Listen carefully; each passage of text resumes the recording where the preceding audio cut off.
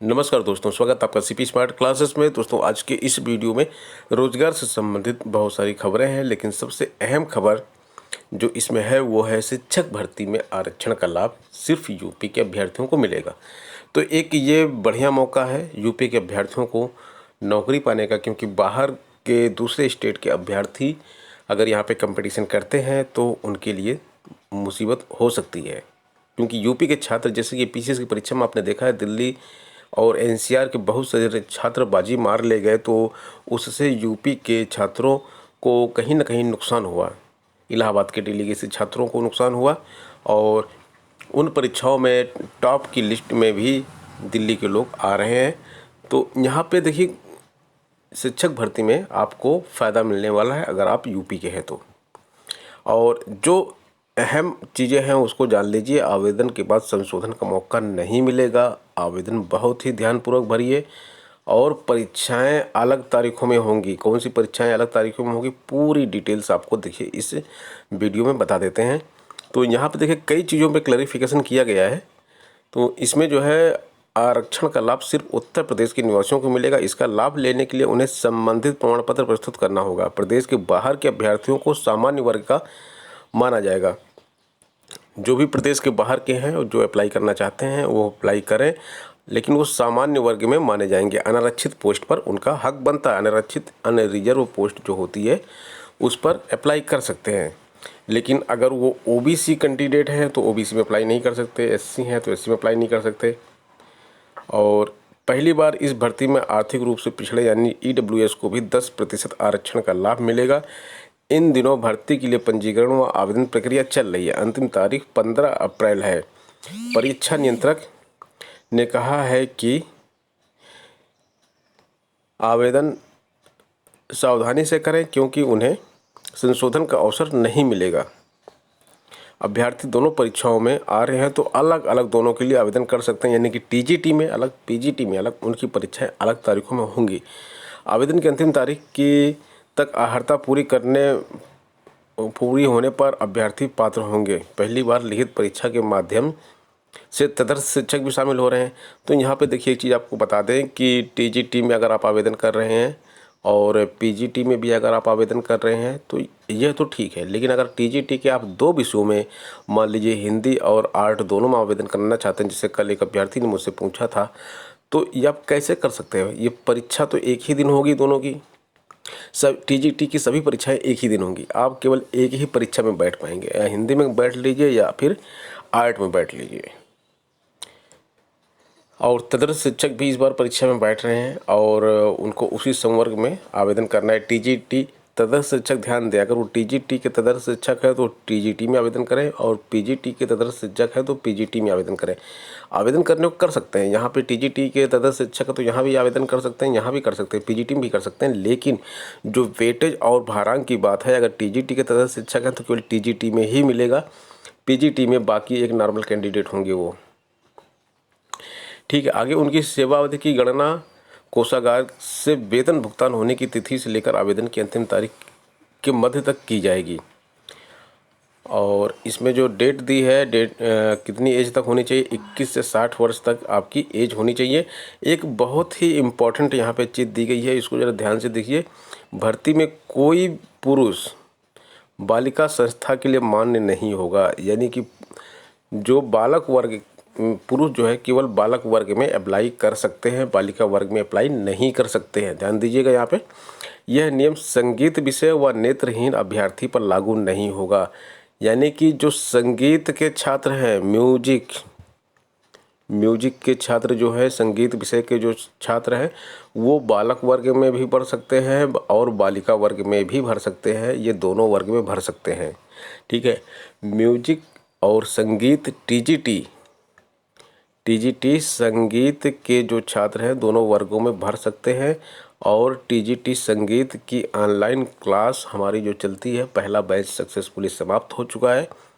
दूसरे बैच में प्रवेश के लिए 829 922 6960 पे आप संपर्क कर सकते हैं। व्हाट्सएप के माध्यम से, कॉल मत कीजिएगा, व्हाट्सएप के माध्यम से केवल संपर्क कीजिए।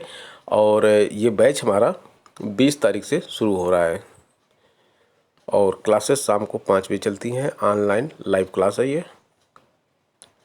खैर आगे बात करते हैं। यहाँ पे महिला अभ्यर्थी के बारे में लिखा हुआ है कि बालक एवं बालिका के दोनों के लिए मान्य होंगे।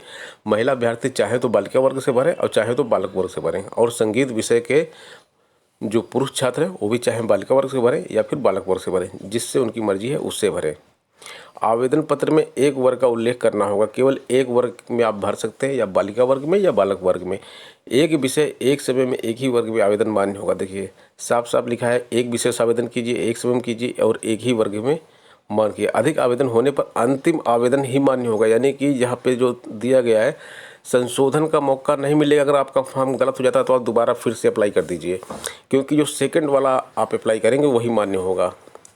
एक बार, दो बार, तीन बार भी आप अप्लाई कर सकते हैं। जो अंतिम मान लीजिए ये वाला अंतिम है तो आपका यही मान्य होगा, ये दोनों बेकार हो जाएंगे।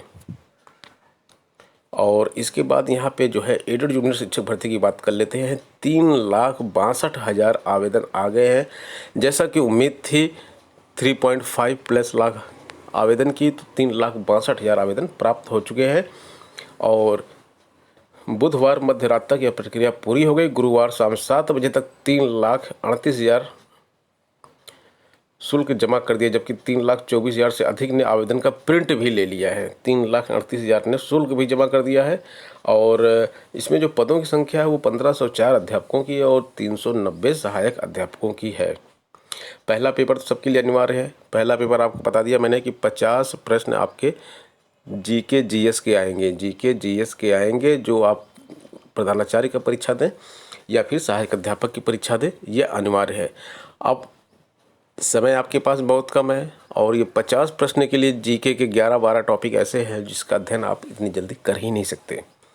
अगर आप पहले से पढ़ते रहे हैं तो ठीक है। खैर आपके इस समस्या के लिए हमने एक इसकी टेस्ट सीरीज शुरू की है, ऑनलाइन टेस्ट सीरीज। सबसे अच्छी बात यह ऑनलाइन टेस्ट सीरीज है। इसमें आपको कुछ नहीं करना है, केवल 15 मिनट में टेस्ट आपका पूरा हो जाएगा और आपको डेली टेस्ट देना है। डेली टेस्ट में हम 40 प्रश्न डेली लेके आ रहे हैं। इसके किस तरह के 40 प्रश्न हैं? जो 50 प्रश्न आपके एग्जाम में आएंगे सेम उसी पैटर्न पे, और 45 टेस्ट आपको दे रहे हैं। 40 क्वेश्चंस के 45 टेस्ट डेली आपको मिलेंगे। और ये हमारे मोबाइल एप्लीकेशन पे CP smart classes mobile application है हमारा। CP smart classes mobile app है, गूगल प्ले स्टोर पे उपलब्ध है। लिंक आपको डिस्क्रिप्शन बॉक्स में भी मिल जाएगा, उस पर ये उपलब्ध है। आप इसको ज्वाइन कर सकते हैं तो आपकी ये 50 अंकों की जो तैयारी है वो पूरी हो जाएगी। आप चाहे प्रिंसिपल प्रधानाचार्य के पद पर अप्लाई किए हों, चाहे सहायक अध्यापक के पद पर अप्लाई किए हैं, दोनों के लिए ये तैयारी आपकी पूरी हो जाएगी। प्लस जूनियर एडिट की साइंस और मैथ्स की क्लास हमारी है। 45 दिन का बैच है, 45 दिन में पूरा कोर्स कंप्लीट हो जाएगा। और एसएसटी की भी क्लास ऑनलाइन चल रही है। देखिए यहाँ पे आगे एक चीज़ लिखा हुआ है कि दोनों पदों के लिए पंजीकरण कराया गया है, लेकिन यहाँ पे ओएमआर सीट पर आपको विकल्प देना होगा, उसी के आधार पर परिणाम जारी होगा। ओएमआर सीट पे आप जो है साइंस मैथ डाल देंगे तो आपकी कॉपी साइंस मैथ में चेक होगी। और अगर आप यहाँ पे एसएसटी डाल देते हैं तो एसएसटी में आपकी कॉपी चेक होगी। अगर आप भाषा डालते हैं, भाषा में क्या है, हिंदी है, इंग्लिश है और संस्कृत है, तो आपकी इसमें कॉपी चेक होगी। जो भी आप ओएमआर शीट पे डालेंगे उसी में कॉपी चेक होगी। और जो आप तैयारी कर रहे हैं वो उसी पे तैयारी कीजिए। देखिए फॉर्म भरने तक तो ठीक था, फॉर्म आप भर चुके, निश्चिंत हो चुके, टेंशन फ्री हो गए। अब आप पढ़ाई पर ध्यान दीजिए, क्योंकि समय आपके पास बहुत कम है। चुनावी साल है, परीक्षा अपने टाइम पर होगी। एलटी ग्रेड के छात्रों के लिए यहाँ पे देखिए न्यूज है। और यूपीपीएससी से जो है माध्यमिक शिक्षा निदेशालय को सॉफ्ट कॉपी भेजी जानी है।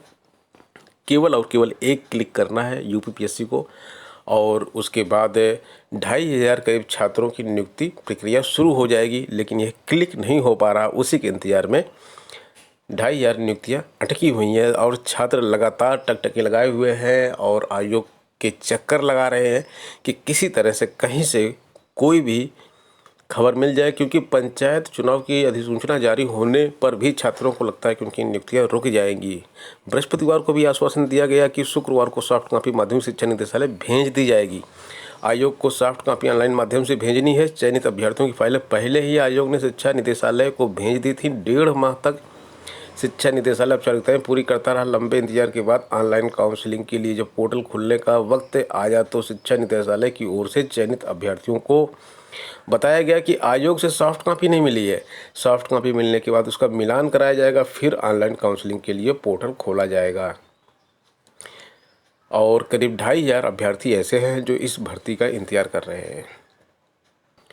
आरओ परीक्षा का रिजल्ट बहुत ही जल्द आने वाला है और 2016 की जो आरओ की परीक्षा थी उसमें 20 अभ्यर्थियों ने अभ्यर्थन छोड़ दिया है। तो अब ये 20 अभ्यर्थी जो नीचे की लिस्ट में थे, रिजल्ट तो बनकर रेडी है, जो नीचे की लिस्ट में थे जिनका सिलेक्शन नहीं हुआ था, कट ऑफ यहाँ पे लग चुका था, ऊपर के लोगों का सिलेक्शन हो चुका था, उनका रिजल्ट में नाम आ चुका था। ये 20 अभ्यर्थी ऐसे हैं जो यहाँ से 20 लोगों ने अभ्यर्थन अपना वापस ले लिया, तो ये 20 लोग ऊपर चले जाएंगे और इनका रिजल्ट जारी हो जाएगा।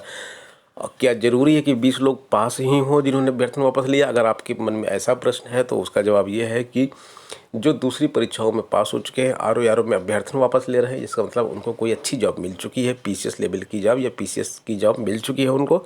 तो जाहिर सी बात है जो पीसीएस की परीक्षा को क्वालिफाई कर लिए हैं उनका आरओ में क्वालिफाई करना 90% से ज़्यादा चांस बनता है। इसलिए उन्होंने अपना अभ्यर्थन वापस लिया जिससे एक अभ्यर्थी को और नौकरी मिल सके।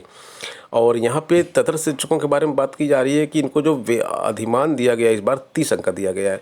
पहले इनको 35 अंक का दिया गया था और अब ये तदर्थ शिक्षक जो है टीजीटी के बाकी अभ्यर्थियों की तरह ही कंपटीशन में बैठेंगे। और टीजीटी के बारे में आपको बता दें कि 125 प्रश्न आएंगे, 2 घंटे का समय होगा और 4 नंबर का एक प्रश्न होगा। तो सब मिला के आपके 500 नंबरों की परीक्षा होगी। नेगेटिव मार्किंग इसमें नहीं है, नेगेटिव मार्किंग नहीं है। आपको पूरे 125 प्रश्न हल करने हैं और जब परीक्षा शुरू होने वाली होगी तो उसके कुछ दिन पहले मैं एक वीडियो भी आपको रिलीज़ करूंगा अपने इस YouTube चैनल के माध्यम से कि भाई जब 125 प्रश्न पूरे करने ही करने हैं तो अगर आपको 110 प्रश्न ही केवल आ रहे हैं तो 15 प्रश्नों को आप सॉल्व कैसे करेंगे? किस टेक्निक से, किस ट्रिक से तुक्का मारा जाए कि बाकी जो हमारे 15 प्रश्न हैं उसमें हमको अधिकतम लाभ मिले? इसके लिए मैं एक वीडियो रिलीज़ करूंगा परीक्षा से कुछ दिन पहले, जो आपको इसी चैनल के माध्यम से मिलेगी। और देखिए यहाँ पे लिखा गया है कि टीजीटी के तदर्थ शिक्षक और पीजीटी के तदर्थ शिक्षक दोनों में अंतर है। ठीक है, पीजीटी की जो तदर्थ शिक्षक हैं वहाँ पे जो है 425 अंकों की परीक्षा होनी है। यहाँ पे 500 अंकों की परीक्षा हो रही है, यहाँ पे 425 अंकों की परीक्षा हो रही है। एक अंक 3.4 अंक मिलेंगे एक परीक्षा पे। 50 अंकों का इंटरव्यू है तो 475 हो गए, प्लस 25 नंबर का अधिमानी अहर्ता है। अब ये 25 नंबर किस चीज़ के हैं आपको बता दें। 25 नंबर अधिमानी अहर्ता के हैं। कल एक मैंने वीडियो में बताया था आपको, जैसे कि आर्ट का ले लीजिए, आर्ट में क्या मांगा गया है, बीएड वाले कॉलम में डैश लगा है, अधिमानी अहर्ता में बीएड लिखा हुआ है। तो अधिमानी अहर्ता में जो बीएड लिखा हुआ है वो इसलिए है क्योंकि उनको नंबर मिल सकते हैं इसके। ये ज़रूरी नहीं है, ये बीएड क्वालिफिकेशन ज़रूरी नहीं है, लेकिन अधिमानी अहर्ता में अगर आपके पास बीएड है तो आपको उसके नंबर मिलेंगे। जबकि टीजीटी में ऐसा नहीं है, पीजीटी में 25 नंबर आपको इसी के मिल जाएंगे। 25 नंबर में अधिमानी अहर्ता के कॉलम में जो चीज़ लिखी गई है वो आपके पास है तो 25 नंबर आपको टीजीटी में मिल जाएंगे। पहले टीजीटी में भी मिला करते थे लेकिन इस बार टीजीटी में नहीं मिल रहे हैं। चुनाव से 4 भर्ती परीक्षाओं के कार्यक्रम में बदलाव किया गया है। पश्चिम बंगाल, केरल समेत कुछ राज्यों में केंद्र शासित प्रदेशों में मार्च अप्रैल में विधानसभा चुनाव के मद्देनज़र कर्मचारी चयन आयोग ने अपनी 4 भर्ती परीक्षाओं के कार्यक्रम में बदलाव किया है, जिसमें सिविल, मैकेनिकल, इलेक्ट्रिकल एवं quality surveying and contract engineer की पोस्ट है और अन्य परीक्षाएं भी इसी में शामिल हैं। तो इन सब परीक्षाओं में जो सब इंस्पेक्टर की परीक्षा थी, असिस्टेंट सब इंस्पेक्टर की परीक्षा थी, इसमें स्टेनोग्राफर की परीक्षा थी, इन सब परीक्षाओं की तिथि में बदलाव कर दिया गया है। किस लिए बदलाव किया गया है? क्योंकि इलेक्शन की वजह से ये बदलाव किए गए हैं। ठीक है दोस्तों, तो ये हो गई आज की खबरें। मिलते हैं नेक्स्ट वीडियो में नए अपडेट्स के साथ। धन्यवाद। और आप बने रहें सीपी स्मार्ट क्लासेस के साथ। सीपी स्मार्ट क्लासेस के साथ जो ऑनलाइन क्लासेस चल रही हैं उनमें अगर प्रवेश लेना है तो आप व्हाट्सएप के माध्यम से संपर्क कर सकते हैं। कौन कौन सी हमारे यहाँ पे क्लासेस चल रही हैं उसके बारे में आपको एक बार बता देते हैं। दोस्तों, हमारे यहाँ ये परीक्षाएं, इन परीक्षाओं के लिए हम तैयारी करवा रहे हैं। 5 विषय जो हैं ये टीजीटी के हैं, एडेड जूनियर के 3 कोर्सेज हैं और जीआईसी प्रवक्ता का 1 कोर्स है सामान्य अध्ययन का। तो इनमें से कोई भी आपको ज्वाइन करना है, घर बैठ के तैयारी करनी है, तो इस नंबर पे आप हमको व्हाट्सएप कर सकते हैं। ये हमारा मोबाइल एप्लीकेशन है, इसको डाउनलोड करके आप डेमो वीडियो देख सकते हैं। धन्यवाद दोस्तों।